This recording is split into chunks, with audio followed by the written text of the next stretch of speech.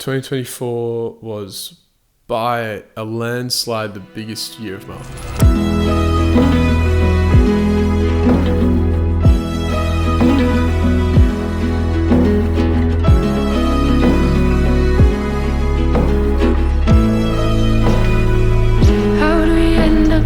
These last 12 months, I've felt on top of the world. I've felt well beneath it. I've felt so lost. I've felt extremely known and found and seen. I've felt everything. I've seen a lot. I think it's only right that we do a little recap and have a look at what 2024 was for me as someone who decided to take a leap of faith, decided to take time away from the normal system, from the normal path of life, the default path, and to take time to discover the things that really excited me and experience life at a scale of excitement and adventure and experience that I'd never really thought I actually could. When I think back to the first 2 months of the year, especially January, I just remember how lost I felt and how truly below everything I felt like I was. Not knowing what the fuck 2024 was going to look like, feeling extremely nervous about the future, feeling very alone, just very uncertain, and almost talking myself out from the very first month, from the adventure that I'd been planning on going on that year. Whether that was just not a great routine or burning myself out because I was doing a lot of running, or just the fact that my social media content that I'd started posting when I just started posting reels for the first time in January, whether it was because that just wasn't doing well at all. I think there were a lot of factors at that point in my year where I just was not feeling good about myself and the decisions that I had actually made. And interestingly enough, as we got closer to Europe, I actually had time then to face that and to learn a lot from it and become a bit more aware of my emotions and how I was feeling and how I could overcome that. I hadn't really faced that truly yet. I think I'd had chapters of facing that in 2023, but from January really to April, before I left for Europe, I actually had so much growth happen while I was at home. And then interestingly enough, in April, here comes along rejection therapy, a challenge I decided to set for myself, where I'd go up to strangers every single day for the month of April and ask questions and put myself in uncomfortable situations where I think the answer I'll get back will be a guaranteed no. It was a thing that gathered more attention to me, which I was able to, I guess, put into the other side of my content, which isn't about rejection therapy, which is about figuring out what you want to do as a young person and looking to live life and have a gap year and explore the world. So rejection therapy was a massive catalyst to a lot of the growth that's happened for me this year. It was, I guess, the biggest explosion of followers and attention that I'd ever received on my account. And I can't lie, like that was so hard, that phase. I had a month that I wasn't working and I was just so locked in on doing these challenges that I was burning the fuck out. And it was time for me to go to Europe. And that 4-month trip that I'd been planning since December, that I was talking to my friends about over summer and in the months leading up to leaving, was finally here. And it was also the thing that I began talking about when I made my first video back in August, was that I wanted to go to Europe and I wanted to travel the world. And a lot of my endings of videos ended with, we're going to travel the world. That moment for me of going on that and officially traveling the world and doing what I said I was going to do so long ago, and finally getting to that point, was so exciting and really nerve-wracking.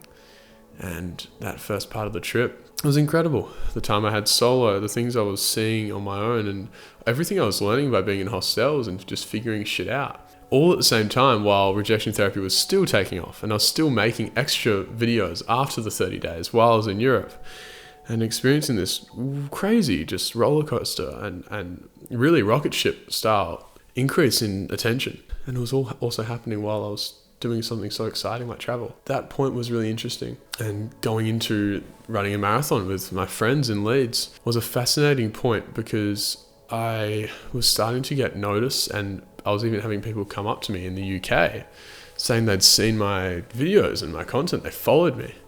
And that was a really crazy moment for me because I'd never truly been recognized, I guess, for my content. I suppose I had in Perth somewhat, but to have that happen while I was over in the UK on the other side of the world was probably the first moment where I really felt that. Not that I've made it, but like things have changed and things are really happening on the side of content creation for me and building an audience. Like things are really happening. And that was a theme throughout Europe that I guess played with my head a little bit as well. Just the feeling of attention and eyes, not just being seen, but almost more so a feeling of being watched, was something that began to develop from there, which I didn't see coming when I had this plan of hopefully gathering a following. So then we ran a marathon in Leeds with my mates, which was just like the funnest thing ever, and so hard and so good. And that was a great ending to the first chapter of my travel as well. And then we're on to Norway. Oh my God, man, Norway was the pinnacle. It was the high that I feared I couldn't even get back near, or a moment of such joy and fun and peace that I guess I wondered if I could return to, or if I could touch again, or if I'll ever feel this way again. Norway is truly one of the greatest things I've ever done, or maybe the greatest, one of the most beautiful places I've ever been, maybe the most beautiful. I think the video footage speaks more so than anything I could say about what Norway was really like. And even the video stuff doesn't really highlight how it felt to be there, really. And the cool thing about travel is that I've still got that right here. Like, I haven't lost that feeling at all. And watching my videos back, I'm so happy that I've done it. And it's not just an in the moment thing like that. Norway has really stuck with me. I don't think that's going anywhere. And then on to, I guess, the more friends travel chapter of Europe, where me and Rory met up with Yusuf and we went through the rest of Scandinavia for a bit into Germany. And then Prague. Oh, Prague. Prague was the place where I lost all of my gear halfway into the trip, losing camera, laptop, tripod, clothing, camera bags, SD cards, hard drives with all the Europe footage, which I hadn't backed up yet, which is so silly. Chargers, everything except my phone and passport, everything was something that took me a while to, I guess, move on from, and it was the biggest challenge of the whole trip. Absolutely, biggest challenge of my year probably was that, losing everything on the other side of the world, losing $5,000 worth of things, everything I identified with as well, all the stuff that made Sam Witness happen, not just me as Sam, but like my brand, was taken from me. And that was a fascinating time for me, and actually taught me so much about who I actually am and what I want to stand for, not just what I want to post with my gear. So yeah, we moved on from there and kept traveling as a group, and it just continued this amazing friends travel time where we had so much fun.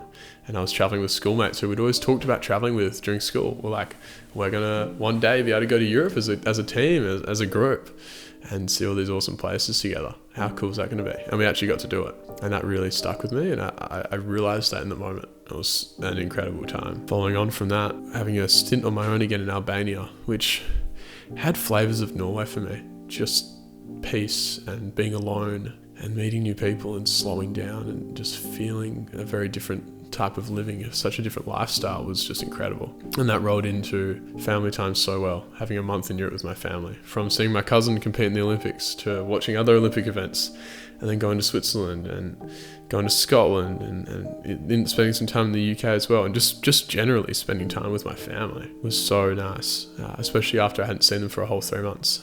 And that brought us to the end of Europe. It's so funny, like me trying to sum it up like that in 5 minutes of talking just doesn't do it at all. I've got 18 weeks of videos on my YouTube that if you want to check out, I recommend you binge because it's good stuff. But that 4 months was the biggest part of my year, by far. That third was massive, and it changed me.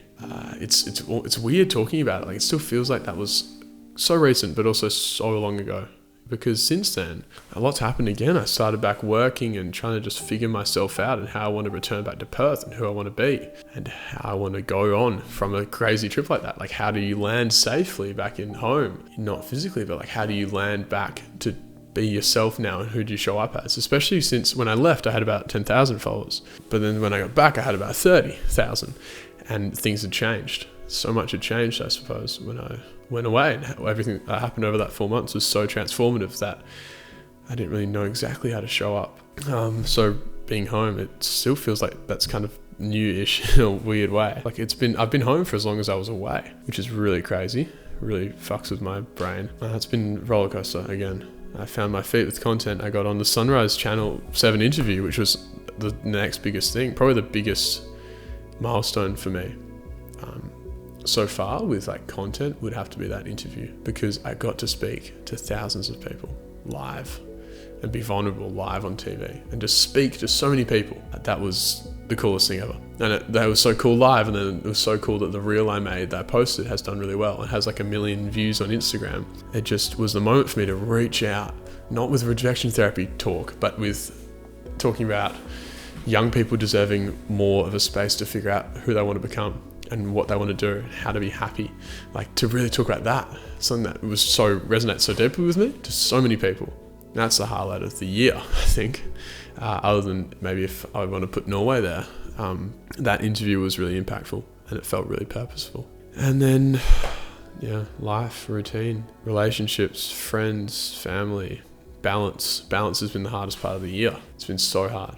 I'm someone who needs balance, and I really struggle to find it. And like the last week, I've been so out of balance. The last month, I've been so out of balance. I stopped the YouTube videos. It was a balance problem. And even me trying to pull my finger out to film this video has been something that's been hard. And I don't have a script. I'm just kind of going because I haven't been on my ball. I've been lacking in the content side. I have been. Not to the standard I want. And I need to try and give myself time to take a break, but I feel bad when I take a break. So I do work that I'm not stoked on, and I feel bad about the quality of the work. It's a cycle that is another reality of doing work on your own. You don't have to deal with that if you work for someone else. And this isn't for everyone.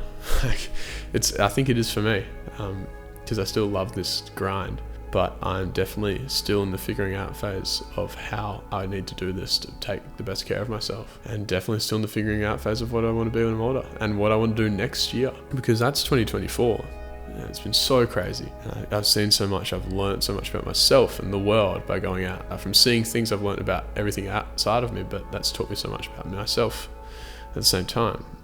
And 2025 for me, in a way, I want to kind of just do the same thing. I want to go again. I want to go again big time. I want to be challenged again. I want to be challenged so much. I want to push myself on the content side again, like I did for rejection therapy and how I did ever since with posting. I want to push myself on the travel front. I want to save and go again and come back broke and just deal with that and go hard and see more of the world and see what else I can learn, because I'm 21. I'm not done with travel. I'm not done with exploring. I'm only 21. Why would I be? So that's where my mind's been going. It's been going everywhere at the same time as there. So it's nice to talk again. It's nice to reflect on the year. It's nice to talk to the camera and post a YouTube video. And I'm looking forward to editing this. It's been 2 weeks without posting.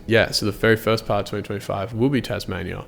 That will be my next video. I think around then I'd love to talk about my goals for 2025. And I would now if I'd thought of them, but I haven't thought of them yet. I don't know exactly what I want to hold myself to next year. Right now, broadly speaking, it's adventure at the top and challenge, discomfort, going for it again, learning, exploring, figuring shit out, sharing to you guys, making mistakes. Made plenty of mistakes this year, and I hope to do the same next year, because that's learning. That's upstream of learning, error, and attempt, trial. I want to write more. I want to keep thinking a fuckload, and then sometimes deliberately not thinking so I can enjoy myself. Is that sometimes hard? Thank you so much for watching. I hope you've been well. I hope 2024's ended nicely for you and you had a good Christmas and New Year goes well. But I also hope you have some mistakes and errors along the way and you can overcome them and explore and be free and be young. You're not going to be this young ever again. So remember that. Explore, adventure, discover stuff, and talk soon.